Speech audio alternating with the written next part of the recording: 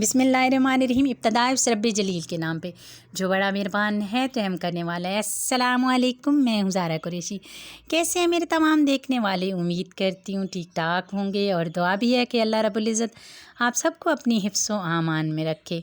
मुअज़्ज़ज़ नाज़रीन, आज की वीडियो में हम आपको एक पाकदामन औरत का वाक़या सुनाएंगे कि वो कैसे एक मलका बनी।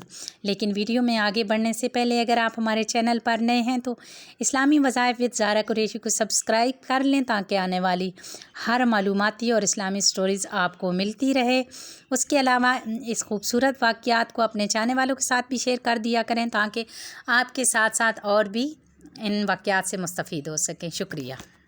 सैयदना जाफ़र बिन सादिक रहमतुल्लाह से मनक़ूल है कि बनी इसराइल का एक शख्स सफ़र के लिए जाने लगा तो अपने भाई से अहद लिया, तुम मेरी बीवी की खिदमत और देखभाल करोगे।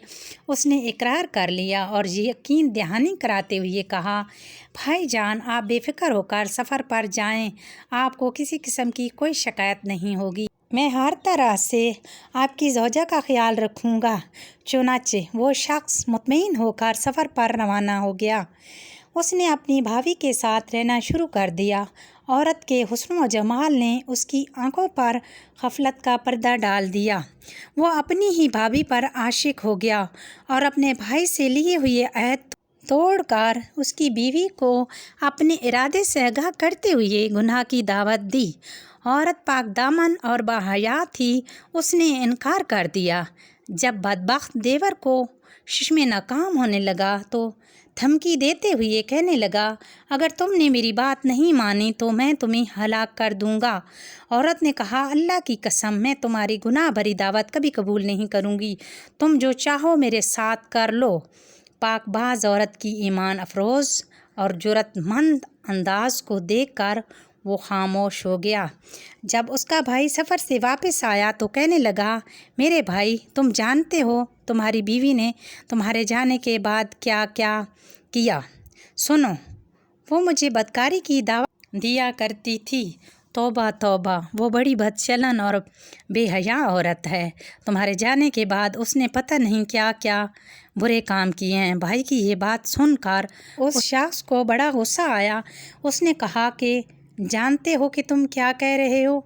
उसने कहा, हाँ, मैं सच कह रहा हूँ कि वो मुझे अपने साथ बुराई करने पर मजबूर कर रही थी, लेकिन मैंने आपकी इज़्ज़त का पास रखा और मैंने उस औरत के साथ कोई बुराई नहीं की। अब आप देखें ना कि आपकी बीवी कैसी घटिया औरत है।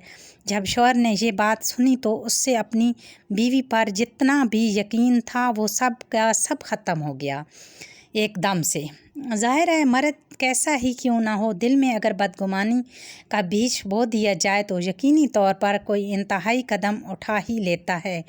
यही वजह थी कि उस दिन के बाद वो अपनी बीवी से नाराज़ रहने लगा। एक दिन उसने अपनी बीवी को किसी गलती पर इस कदर मारा पीटा कि वो आदमोई हो गई और उससे दूर ले जाकर फेंक दिया। अब जिस जगह उससे फेंका गया था वहाँ से वो उठी और गिरती पड़ती सड़क पर जा पहुंची। वहाँ पर से एक आदमी गुज़र रहा था। जब उसने सड़क पर आदमोई हालत में औरत देखी तो उसने अपने साथ बिठा लिया और उसे अपने घर पर लेकर चला गया। उसका ख्याल रखा, उसे दवा वगैरह खिलाई। जब उसकी तबीयत थोड़ी बेहतर हुई तो उसने पूछा कि तुम कौन हो?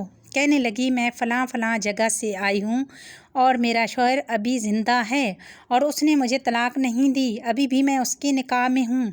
उस आदमी ने उसे पेशकश की कि मेरी बीवी मर चुकी है और मेरे 3 बच्चे हैं। अगर तुम चाहो तो तुम मेरे पास रहो, मुझसे निकाह करो, मैं तुम्हें अच्छा घर दूँगा, खाना दूँगा, तुम मेरे बच्चों का ख्याल रखना। लेकिन उसने कहा कि नहीं, बल्कि मुझे मेरे शौहर से तलाक नहीं हुई, इसलिए मैं आपसे निकाह के काबिल नहीं। उसके बाद उस शख्स ने भी उसे कुछ माल असबाब देकर घर से रुखसत कर दिया और चलते चलाते ऐसी जगह से गुजरी जहाँ पर एक ग़ुलाम को सज़ाए मौत देने के लिए कुछ लोग इकट्ठे खड़े थे। जब वो वहाँ से गुज़र रही थी तो अचानक उसके दिमाग में ख़याल आया कि क्यों ना इस ग़ुलाम की जान बचा ली जाए। लिहाजा जो पैसे उस सखी आदमी ने उसे दिए थे उसने वो पैसे उस ख़ानदान को दे दिए जिनका शदीद नुकसान اس شخص نے کیا تھا جس کو وہ مارنے والے تھے۔ اس عورت نے اس کو بچا لیا۔ اس عورت نے جس شخص کی جان بچائی وہ اس کا بہت مشکور ہوا اور کہنے لگا کہ میں ساری زندگی تمہارے قدموں میں گزار دوں گا۔ آج تم نے میری جان بچائی ہے، تم اتنی عظیم عورت ہو اور میں تمہارا یہ احسان کبھی بھی نہیں چکا سکتا۔ مزید کہنے لگا کہ چلو یہاں سے دور، میرے پاس گاؤں میں کچھ زمینیں ہیں، وہاں چلتے ہیں، تم اور میں وہاں کھیتی باڑی کر لیں گے اور اس کے ساتھ پیار اور محبت کی زندگی گزاریں گے۔ چاہو تو تم مجھ سے نکاح نہ کرنا مگر میرے ساتھ ضرور چلو۔ اب اس عورت کو تو پتہ تھا کہ میرے پاس رہنے کی وجہ تو کوئی اور ہے نہیں، نہ پیسہ ہے، جو پیسہ بھی تھا وہ سب اس پہ لگا دیا ہے، تو وہ اس کے ساتھ چلنے لگی۔ وہ دونوں کشتی میں سوار ہو کر دریا کے پار جا رہے تھے کہ اس کے گاؤں جاس نامی ایک اور شخص کی اس عورت پر نظر پڑی تو اس شخص کا اس عورت پر دل آ گیا۔ اس نے کہا یہ عورت کس کی ملکیت ہے؟ جس غلام کی اس عورت نے جان بچائی تھی اس شخص نے کہا یہ میری عورت ہے۔ تو اس بندے نے کہا کہ تم ایسا کرو، تم مجھے اسے بیچ دو۔ اس دوران وہ عورت سوئی ہوئی تھی تو اس بندے نے کہا چلو ٹھیک ہے، تم مجھے اتنے دینار دے دو، میں تمہیں عورت دے دیتا ہوں۔ اسی طرح اس آدمی سے پیسے لے کر اس عورت کا سودا بھی ہو گیا اور وہ بندہ وہاں سے غائب ہو گیا۔ اور اس عورت کی آنکھ کھلی تو اس کشتی پر سوار اس امیر آدمی نے کہا چلو اب تم میری ملکیت ہو۔ اس نے کہا میں تو آزاد ہوں، میں تو کسی کی ملکیت میں نہیں ہوں۔ وہ امیر آدمی بولا تم چاہو تو کشتی کے تمام مسافروں سے پوچھ لو، تمہیں فروخت کر کے چلا گیا ہے وہ شخص جو کہ تمہارے ساتھ بیٹھا تھا اور تمہارا انگوٹھا بھی لگا ہوا ہے اس دستاویز پہ۔ اب تم کہیں نہیں جا سکتی، اب تم میری ملکیت ہو۔ وہ عورت اس بندے سے بھاگنا چاہتی تھی اور رسولی طور پر ایک دن ایسا بھی ہوا کہ وہ عورت وہاں سے بھاگ گئی اور جب اس سے گرفتار کیا گیا تو یہ فلاں کی غلام ہے اور بھاگی ہے، اس سے زندان کے اندر ڈال دیا گیا۔ اور جب یہ جیل خانے میں تھی تو مختلف لوگوں کو موقع ملتا تھا، جیل خانے کے اندر جو تیز تراز لوگ ہوتے تھے وہ بادشاہ کی مدد کرتے، امور سلطنت۔ پھر اس کے بعد جب یہ موقع آیا تو اس نے بادشاہ کی مدد کی اور بادشاہ کو وہ عورت ذہین لگی۔ بادشاہ نے اس عورت کو اپنے دربار میں رکھ لیا اور وہ اسے مشورہ لیتا اور مختلف کام وغیرہ انجام دیتا تھا۔